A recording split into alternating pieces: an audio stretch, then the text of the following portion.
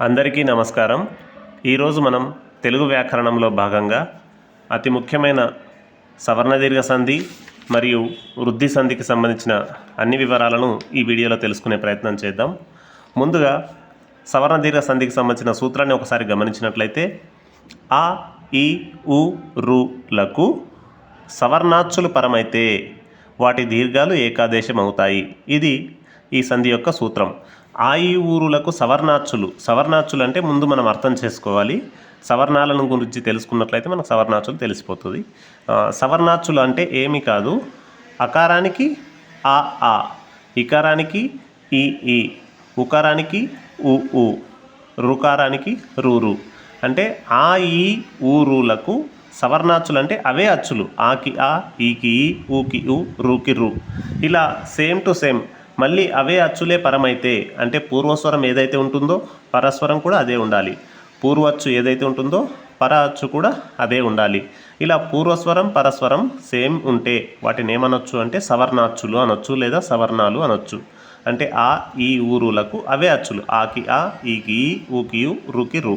ఇలా పరమైతే వాటి దీర్ఘాలు ఏకాదేశం అవుతాయి అనేది ఈ సంధి యొక్క సూత్రం. మనం ఉదాహరణ చూసినట్లయితే మనకు క్లియర్గా అర్థమయ్యే అవకాశం ఉంటుంది. ఒకసారి చూద్దాం. మొదటి ఉదాహరణ, విద్యార్థులు. విద్య ప్లస్ అర్థులు విడదీసినప్పుడు విద్యలో ఉండే పూర్వస్వరం ఆ, పరస్వరం ఆ. అంటే ఆకి ఆ పరమైంది, సవర్ణాచ్చులు పరమైనవి. సవర్ణాచ్చులు పరమైనప్పుడు ఆకి ఆ పరమైనప్పుడు వాటి దీర్ఘం ఏకాదేశం అవుతుంది. అంటే తప్పకుండా దాని యొక్క పూర్వస్వరంలో ఖచ్చితంగా దీర్ఘం ఉంటుంది. ఇక్కడ చూడండి, విద్యా ఆ ఉందా, ఆ విధంగా ఆకి ఆ పరమైతే వాటి దీర్ఘాలు ఏకాదేశం అవుతాయి. సవర్ణాచ్చు పరమైనప్పుడు ఖచ్చితంగా వాటికి వెనక వైపు ఉండే ఏదైతే హల్లు ఉందో అందులో ఖచ్చితంగా ఆ అనే దీర్ఘం ఏకాదేశం అవుతుంది. నెక్స్ట్ ఇంకో ఉదాహరణ, ధరణీష. ధరణి ఈష, ఈకి ఈ పరమైంది, సవర్ణాచ్చులు వచ్చాయి. మళ్ళీ వెనక ఒకసారి దాని యొక్క పూర్వ హల్లులో ఖచ్చితంగా ఏముంటుంది, ఈ అనేది పరమవుతుంది. చూద్దాం. ధరణి, ధరణీ ఈ అనేది ఏకాదేశం కావడం జరిగింది.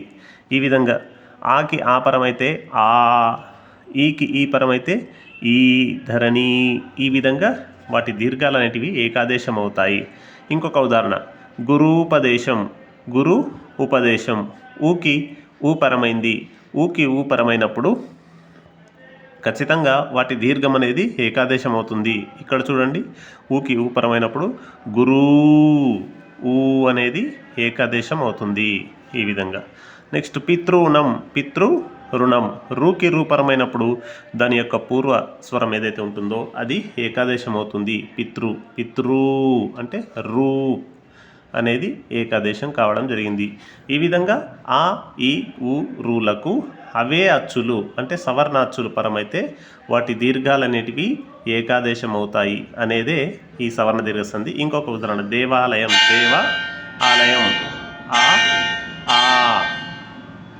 ఆకి ఆ పరమైంది, వాటి దీర్ఘం అనేది ఏకాదేశం కావడం జరిగింది. ఈ విధంగా వాటి దీర్ఘాలు ఏకాదేశం అయితే అది సవర్ణ దీర్ఘ సంధి అవుతుంది. ఇది సవర్ణ దీర్ఘ సంధికి సంబంధించినటువంటి వీడియో. ఈ వీడియోకి సంబంధించిన ప్రశ్నలే ఇక్కడ మనం కింద ఇవ్వడం జరిగింది. ఒకసారి చూద్దాం. సవర్ణాలు అని వేటిని అంటారు? సవర్ణ దీర్ఘ సంధి యొక్క నిర్వచనం ఏమిటి? అదనంగా మీరు సవర్ణ దీర్ఘ సంధికి సొంత ఉదాహరణలు ఇవ్వగలరు. ఇవి సవర్ణ దీర్ఘ సంధికి సంబంధించినటువంటి ప్రశ్నలు. మీరు కనుక ఈ పై వీడియో మీకు అర్థమైంది అనిపిస్తే ఈ కింది ప్రశ్నలకు సమాధానాలు మీరు కామెంట్ రూపంలో తెలియజేయండి. మీకు ఇంకా ఏవైనా వ్యాకరణానికి సంబంధించిన అంశాలు అవసరమైతే కూడా కామెంట్ రూపంలో తెలియజేస్తే మేము మీకు వీడియో రూపంలో అందించే ప్రయత్నం చేస్తాము. ఈ వీడియో ఒకవేళ మీకు ఉపయోగకరంగా ఉంది అనిపిస్తే మిగతా మీ మిత్రులకు కూడా ఈ వీడియోని షేర్ చేసే ప్రయత్నం చేయండి. Thank you so much. Me RRR teachers మరొక ఉపయోగకరమైన వీడియోతో మీ ముందుకు వస్తాం. ధన్యవాదాలు.